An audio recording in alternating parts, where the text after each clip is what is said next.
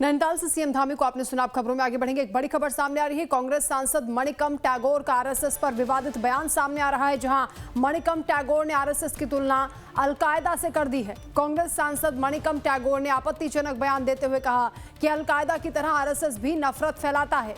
मणिकम टैगोर ने कहा कि दोनों संस्थाओं का आधार एक ही है, तो आरएसएस की तुलना अलकायदा से की गई है और ये कहा कि आरएसएस और अलकायदा का मॉडल एक है। मणिकम टैगोर ने यह विवादित टिप्पणी की है और आरएसएस को नफरत फैलाने वाला संगठन बताया है। हालांकि कुछ दिन पहले आरएसएस प्रमुख मोहन भागवत ने कहा था कि जो लोग आरएसएस के बारे में गलत विचार रखते हैं या गलत सोचते हैं वो लोग खुद गलत हैं। अब यहाँ पर यह बयान सामने आया जिसमें मणिकम टैगोर कह रहे हैं कि आरएसएस और अलकायदा में कोई फर्क नहीं है, दोनों का मॉडल एक है और आरएसएस भी नफरत फैलाता है। RSS is an organization which is based on hate.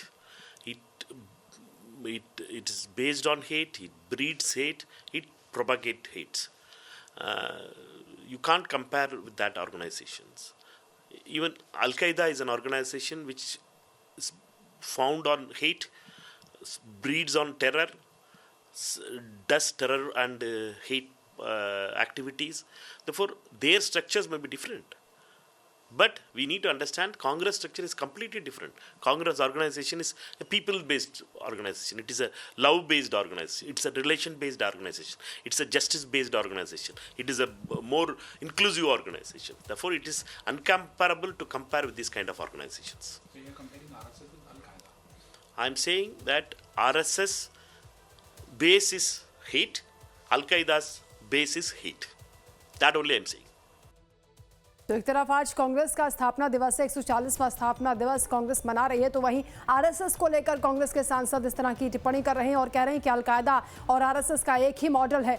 नफरत की राजनीति का वो आरोप लगा रहे हैं। लेकिन इस तरह के बयान से आने वाले वक्त में सियासी भूचाल आ सकता है, क्योंकि आरएसएस की ओर से जो इससे पहले प्रतिक्रियाएं सामने आई हैं इस तरह की टिप्पणियों को लेकर, उसमें आरएसएस प्रमुख मोहन भागवत स्पष्ट कह चुके हैं कि जो लोग आरएसएस को नहीं जानते हैं, नहीं समझते हैं, केवल वो लोग ही इस तरह की बयानबाजी करते हैं।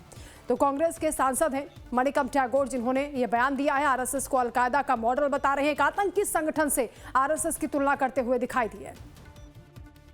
संवाददाता खुशबू हमारे साथ फोन लाइन पर जुड़ रहे हैं। खुशबू, आरएसएस को लेकर जो विवादित टिप्पणी की गई, इसके पीछे क्या वो तर्क दे रहे हैं और क्या इसको लेकर कांग्रेस के भी बाकी नेताओं की कोई प्रतिक्रिया सामने आई है या फिर आरएसएस ने इस पर रिएक्ट किया है?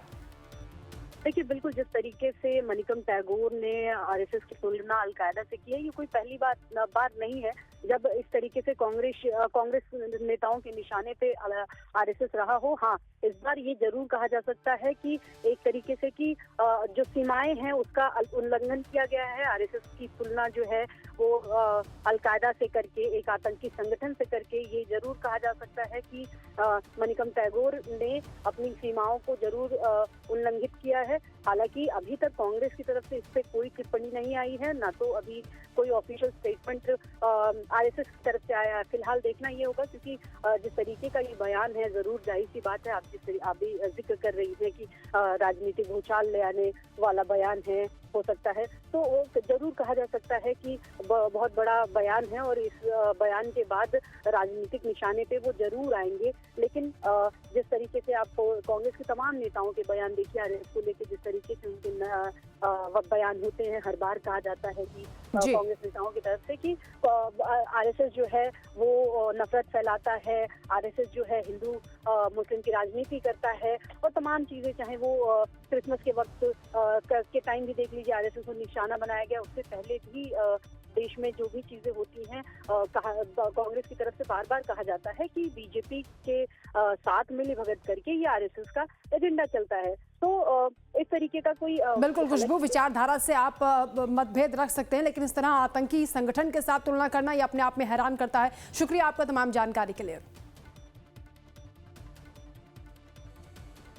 तो आरएसएस को लेकर जो टिप्पणी अलकायदा जैसा ही मॉडल बताते हुए मणिकम टैगोर कर रहे हैं, इस पर जरूर अब कुछ ही देर में प्रतिक्रिया आनी शुरू हो जाएगी, वो भी हम आपको दिखाएंगे, अपडेट आप तक पहुंचाएंगे। लेकिन ये विवादित बयान है जिसको लेकर अब सियासी वार पलटवार का जो दौर है वो शुरू हो सकता है।